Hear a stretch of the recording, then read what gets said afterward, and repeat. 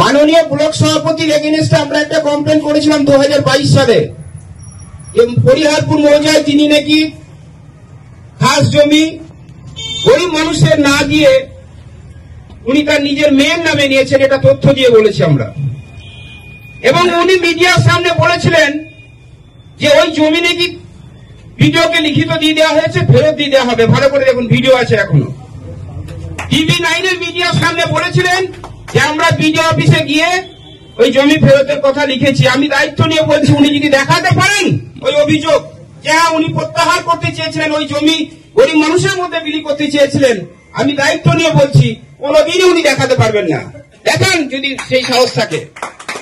আমি যে বিডিও অফিসে দরখাস্ত করে এসেছিলাম যে হ্যাঁ দেখুন আমি এই জমিটাকে ফেরত দিতে চাই, সেই কাগজ উনি প্রেসকে দেখা পারবেন না।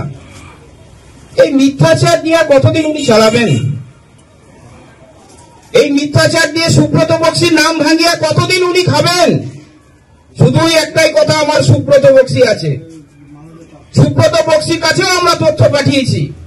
সুব্রত বক্সি মমতা ব্যানার্জি অফিসেও তথ্য পাঠানো হয়েছে, অভিষেক ব্যানার্জিকেও জানানো হয়েছে। আজকে ভেবে দেখুন, মাঠপোষা গ্রাম পঞ্চায়েত 167 নম্বরে গ্রাম পঞ্চায়েত ছিল উন্নয়নের দিক থেকে। মাননীয় সভাধিপতি এসে এই পঞ্চায়েতের প্রধানের সঙ্গে আলোচনা করে যাতে কাজগুলো দ্রুত করা যায়, সেই আলোচনা উনি করেছেন। তাই এত গুসা, তাই মাননীয় ব্লক সভাপতির এত ক্ষোভ, তোলাবাজি আর করতে পারছেন না। এজেন্সির কাছে পয়সাটা কিন্তু আর উনি পাচ্ছেন না। ভিতরের খবর যেটা আমি আপনাদেরকে বলছি, এই পয়সা না পাওয়ার জন্যই কাজল শেখের উপরে এত ক্ষোভ।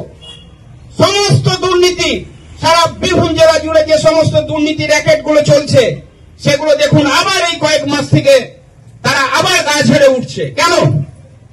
আমাদের তো এই রাজনীতিটা ভাবতে হবে। কই 2 বছর আগে তো এগুলো ছিল না, এত বিড়ম্বনা তো ছিল না। কি করে শুরু হলো আবার এগুলো?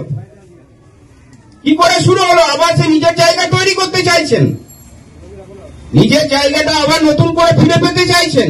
আর কোনোদিনই সম্ভব নয়।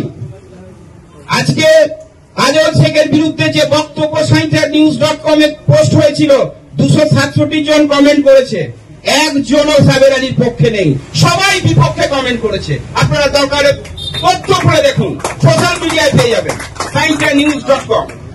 এটা ভাবতে হবে আপনি কার বিরুদ্ধে বলছেন। আরে আপনি তো বোকা, আপনাকে তো বলা করাচ্ছে। যারা বুদ্ধিমান তারা ঠিক বসে বসে মারা গুনছে, আর আপনি কাজল শেখের বিরুদ্ধে বলতে যাচ্ছে। আরে দেখুন মানুষ আপনাকে কিভাবে নিচ্ছে।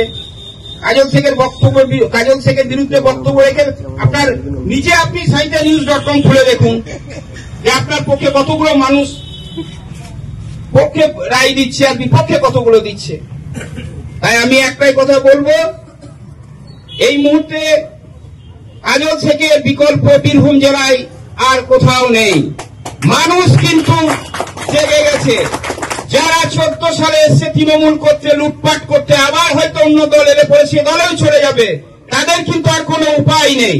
তাই সমস্ত দুর্নীতিগ্রস্ত মানুষগুলো একটা জায়গায় এসে তারা আবার বলছে কাম ব্যাক টাইগার। নো।